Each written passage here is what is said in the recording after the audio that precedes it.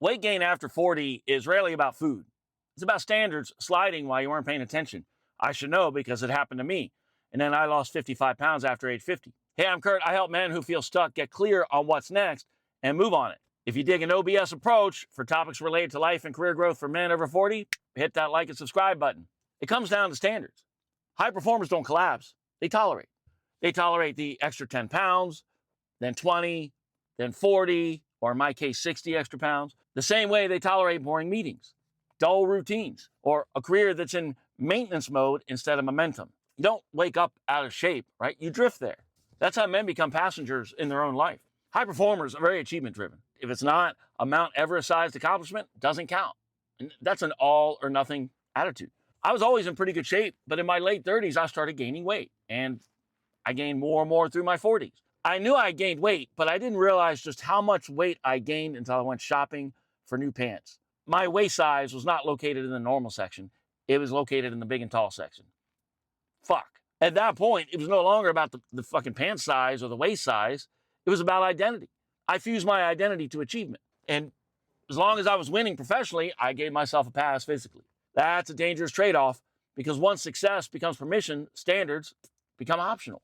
Once your standards are conditional, they erode everywhere. If you tolerate it in your body, you'll tolerate it in your business. You'll tolerate it in your marriage. You'll tolerate it in your leadership because standards don't compartmentalize. They compound, like interest.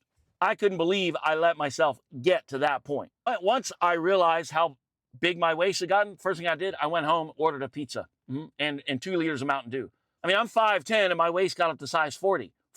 I always knew physical health and mental health were intertwined, but it wasn't until I got into the best physical shape of my life at 55 that it truly hit home. When I first started losing weight, my motivation was attracting the opposite sex. But as I got more fit, that changed. Now I'm more motivated by the mental health benefits because I feel better, I think better, I work better, serious, I do everything better. And here's the other thing. When your body gets stronger, your brain stops negotiating. The stronger your mental state, the less you hesitate when life forces a decision. You know, career change, midlife crisis, divorce, loss, whatever. Here's the other thing. When your body is weak, your brain looks for exits. You hesitate, you second guess, you delay. Strength training didn't just change my physique. It rebuilt decision velocity. Moving heavy weight reminds you that you can move heavy decisions. And high-performing men who lose their edge, it's usually not because they lost intelligence, they lost physical sharpness. And when your edge dulls, you start sitting in the passenger seat instead of driving. My decision-making is better. I mean, I dealt with depression in the past and found just 20 minutes of physical exertion boosted my mood, okay?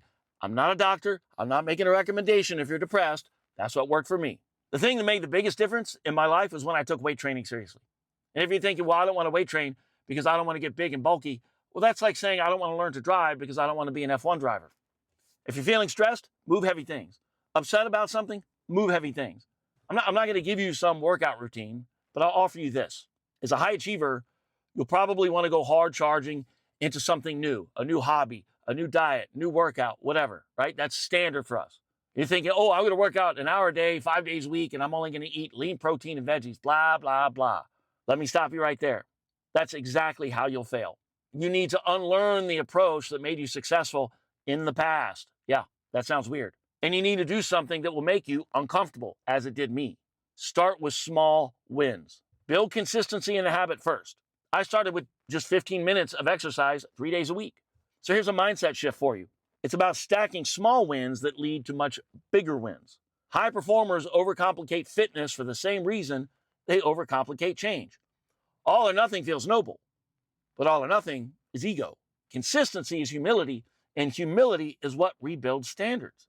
The man who waits for the perfect program is the same man waiting for the perfect career move. Both are forms of disguised avoidance. I built a habit in the consistency before the intensity. And for those of you with an all or nothing attitude, which I assume is anybody watching this, I offer this. I always had that attitude, man. If I'm not going to do some Olympic workout, what's the point? So I offer this point of view that will change the way you look at an all or nothing attitude.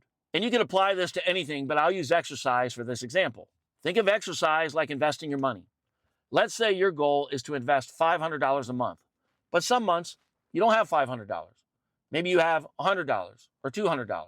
In 10 years, Will you be better off financially if you only invested when you had the full $500 to invest? Or if you invested what you could when you could? Now apply that same mindset to exercise or anything.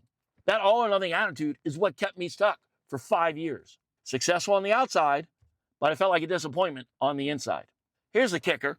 When your body doesn't match your potential, you know it. You feel it every time you take your shirt off. Every time you pinch those love handles, wishing you could get rid of them. Every time you bend over to tie your shoes and feel your gut hit the top of your legs. That lack of desire to go out and meet people because you don't feel good about your appearance. That internal friction taxes everything. You stop pushing. You conserve energy. You quietly lower the bar to match your current energy. That's not aging. That is toleration. And toleration is how high-performing men quietly demote themselves. Physical standards are a keystone habit. When they rise, everything rises. Your energy, your clarity, your confidence, your presence, your edge, your decision-making process. When they drop, everything negotiates downward. You don't rebuild your life by motivation. You rebuild it by raising standards in one domain until your energy catches up. That's what losing 55 pounds really taught me. It wasn't about abs. It was getting back in the driver's seat of my life's direction. Check out the link in my bio. There is a 2-minute diagnostic you can take to see what you've been tolerating that's been stripping the authority from your life. Cheers. See you next week.